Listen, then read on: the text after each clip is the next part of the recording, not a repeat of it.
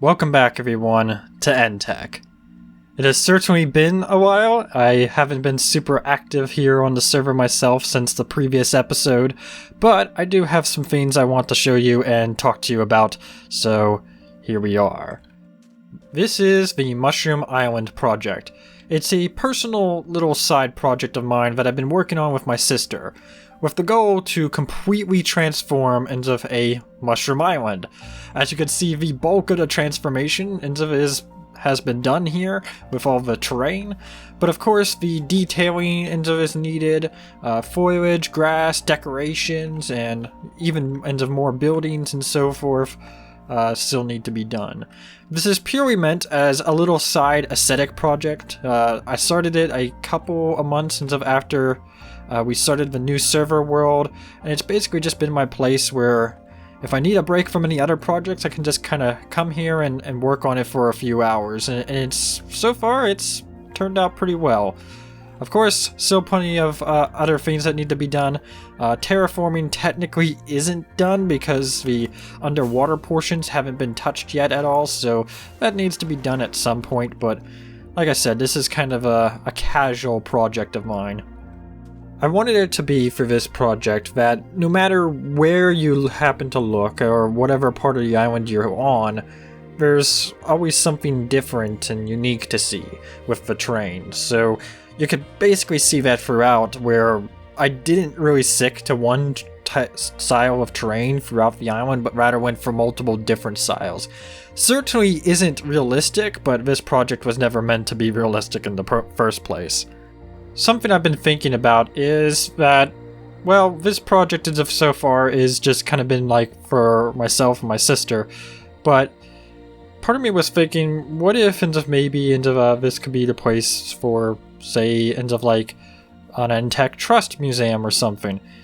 Unfortunately, it's because of the island and like other pre-existing plans with it. The majority of such a facility would have to be located underground, and I'm not sure if that's something that other EndTech members would be down for or really would want for, presumably like an EndTech-like museum. Also, this place is supposed to sort of act like a wildlife reserve, with the goal of, having a bunch of wildlife roaming around on the island. So, yeah, having the EndTech Trust here could kind of play into that. But like I said, I haven't even brought this idea up to any other members, so I don't really know what other people think. This over here is Portal Island. There isn't any terraforming that's been done here. It's basically just been used as a place to store materials temporarily while working on the main island. But yeah, you can see there's also like other little small islands around. There's even a non-mushroom island here. I would like to eventually do something with them all, but at least for Portal Island, my main idea is I'd probably have like a large portal right over here and then a bridge connecting it to the main island.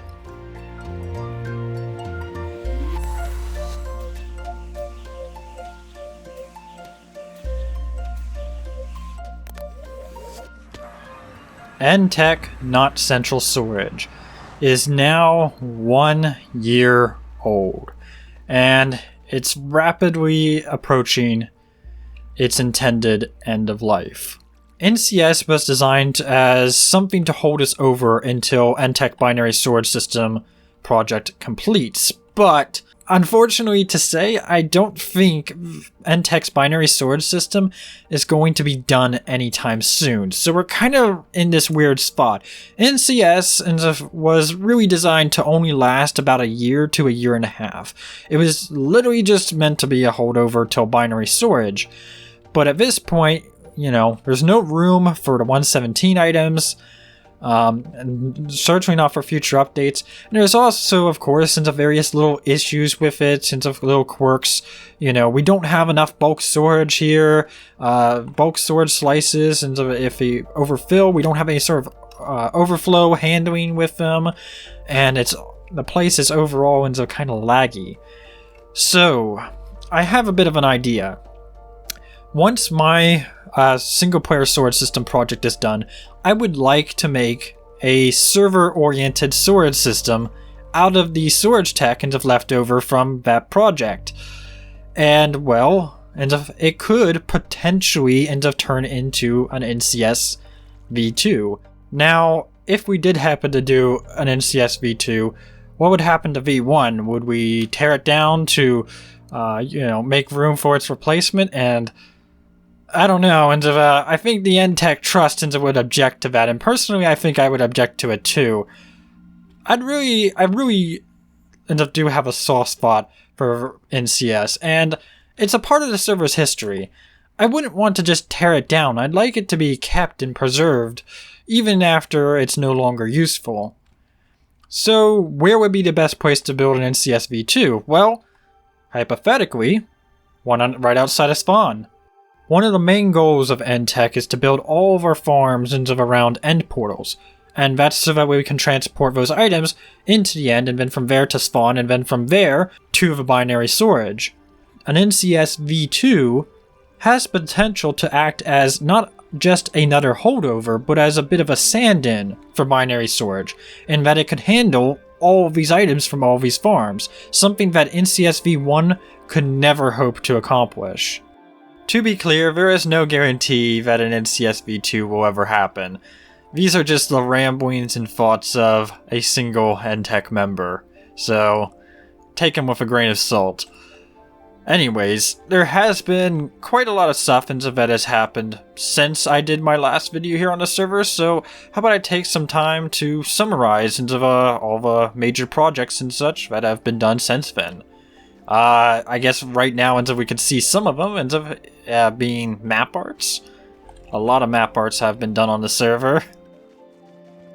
Near NCS, we have a temporary crafting system. It's actually the final iteration of the one that I was using in my single player world. I almost made a video on it, but ultimately I ended up scrapping that video because, well, the design is not that good. Spawn perimeter is being expanded from its original box into a 1,111 block diameter circle.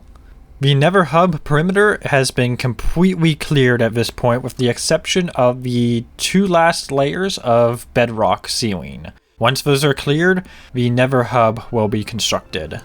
Speaking of Nether Hubs, the Villager Nether Hub, which serves as a connection to our largest perimeter on the server, the 1,000 by 1,000 block Villager perimeter. You can kind of think of it as 4 large perimeters all rolled up into one. Currently, there is a raid farm built within it, and a trading hall. Since the last episode, Guardian Farm Deco has been completed. Slime Farm perimeter is currently just a hole in the ground awaiting bedrock removal. Our dual Desert Temple Husk Farm perimeter was dug out quite a while ago. Unfortunately, progress on building the farms within it seems to have stalled. I haven't seen progress on it in many months. Our Overworld Portal Pigment XP farm was completed quite a while ago. Unfortunately, when it was being built, it wasn't built near an end portal for some reason. And lastly, here we have our Iron Farm perimeter. So there is a rough recap of what's happened on the server over the last 11 months. 11 months. It's been 11 months since the previous episode? Oh, yeah. I'm not really sure of what the future of this series will be. Because most of my Minecrafting time tends to be focused on stuff outside of EndTech, so... Anyways, everyone. Thank you so much for watching. Thank you for 2,000 subscribers. And until next time, whenever that might be, I'll catch you all later. Bye.